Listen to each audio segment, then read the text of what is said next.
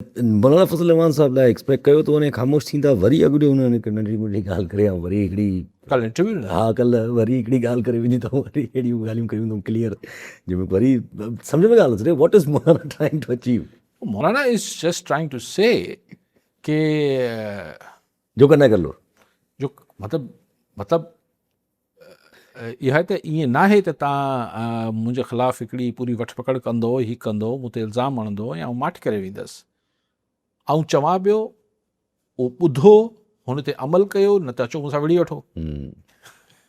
मौलाना को ऑप्शन न पियो छॾे, लेकिन फ़िलहालु जेका इक़्तिदारी धुरियूं आहिनि उहो फ़िलहालु मौलाना जे लाइ बसि चवनि थियूं ठीकु आहे, वॾो आहे पियो ॻाल्हाए।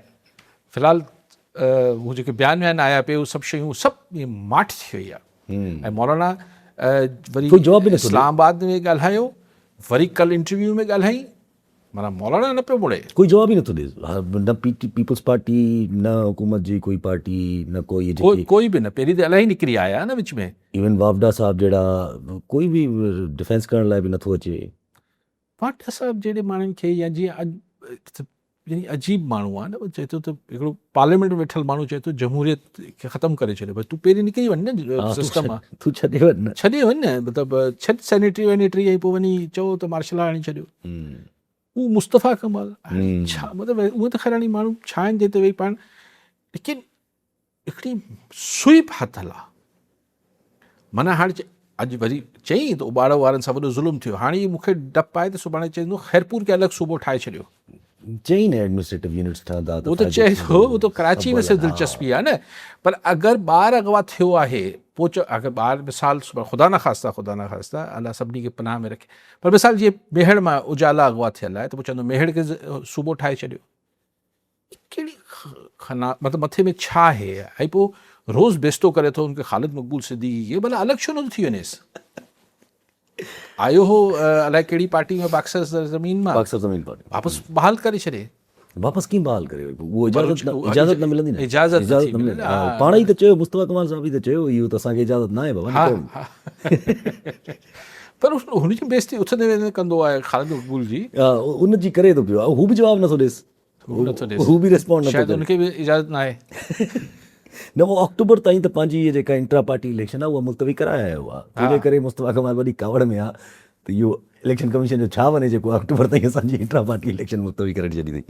इंट्रस्टिंग आहे, पर हीअ बि थोरो हाणे थोरो केस ॾिसूं, जॾहिं ॾिसूं छा थो थिए। पाणी त माण्हू ज़ाहिर चवनि था ज़रात में ज़री पाणी कोन्हे, पंजाब में उहो केनाल खुलियो, जलालपुर हलियो पिए, जलालपुर यानी हिन महिल जॾहिं हिकिड़ो ज़ुल्म लॻो पियो आहे, इंडिया मथां पाणी रोके पियो, सिंध बलूचिस्तान रड़ियूं कनि पिया, पंजाब जी जेका इरिगेशन या ब्यूरोक्रेसी आहे उनखे, या हुकूमत आहे, उनखे परवाह ई न आहे। चवंदा भले चवंदा रहो, रड़ियूं कंदा रहो, हीउ कहिड़ो एटीट्यूड आहे?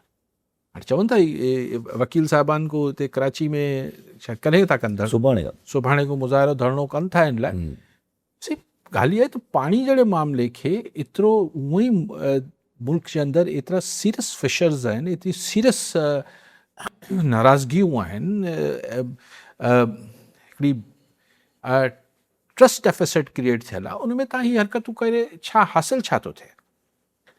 को शयुनि खे ठीकु न करिणो आहे, हीअ हिकिड़ा अजीब ग़रीब क़िस्म जी हरकतूं करणियूं आहिनि, जीअं शयुनि खे वेतर पोइ जेको हुनजे ख़िलाफ़ु ॻाल्हाए उनखे चवनि था तव्हां मुल्क जे ख़िलाफ़ु आहियो, ऐं तव्हांजी हरकतूं जेके मुल्क जे लाइ ख़राबु आहिनि उन ते केरु नथो पुछे।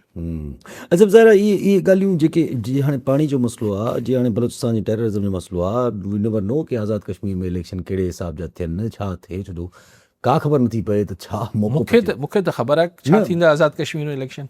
आफ्टर इफेक्ट्स जी ॻाल्हि कयूं था, माना जेको joint action committee whether they grow up again, ॿार निकिरनि था नथा निकिरनि, का ख़बर न आहे हिननि शयुनि जी बि, त हीउ माहौल त का इज़ नॉट सिटिंग वेल। पोइ अगरि जे इहो चयो थो वञे त भई फेट बि सील्ड आहे ऐं सभु कुझु इहो सेम ई रहंदो, ऐं पोइ मैरिज ऑफ कन्वीनियंस कंटिन्यू रहंदी, त इहो त वॾी कॉन्ट्राडिक्टिंग स्टेटमेंट्स थी अचनि। यू सी, तव्हां कंहिंजो हिकिड़े पॉलिटिशियन जो अगरि तव्हांखे मुस्तक़बिल लॉक करिणो आहे त तव्हां उनखे पॉलिटिकली ज़ीरो करे छॾियो या कमज़ोर कयो, तव्हां उहो नथा कयो, तव्हां चओ त मां डंडे सां कंदुसि। बलूचिस्तान में फॉरेन फंडिंग आहे, फलाणा, इहो सही आहे, पर पॉलिटिकल मसइलो बि त आहे न, अॼु खां न आहे, ॾहाकनि खां आहे। उते बि चओ था पॉलिटिकल सॉल्यूशंस न सोचबा, ॾंडो असीं ॾंडो हलाईंदासीं, हर हंध ते ॾंडो हलाईंदासीं। हलाए वठो, थी सघे थो कुझु अरसो हलंदो रहे, लेकिन इहो थी अच्छा इहो हिन सूरत में थिए आहे यासि जो मुल्क में बाक़ी सभु शयूं अहिड़ी चमन गुलज़ार थियल हुजनि हा, असांजी गवर्नेंस बहितर थियल हुजे हा, असांजी करप्शन इलाही घटिजी वई हुजे हा, असां वटि इकॉनमी ग्रो करणु शुरू करे छॾे हा। असां डिक्टेटर्स आख़िर दुनिया में सर्वाइव कंदा आहिनि न। हाँ, इन ही बेसिस ते सर्वाइव कंदा आहिनि, छो माण्हू भाई खे ॾेई वेठा हूंदा। मलेशिया के महातिर मोहम्मद छायो न, छा महातिर मोहम्मद ख़ुदि डिक्टेटर न हो छा? असां त महातिर खे ईअं चवंदा आहियूं हो त डिक्टेटर। ली क्योन यू सिंगापुर ठाहियो, छा डिक्टेटर न हो छा?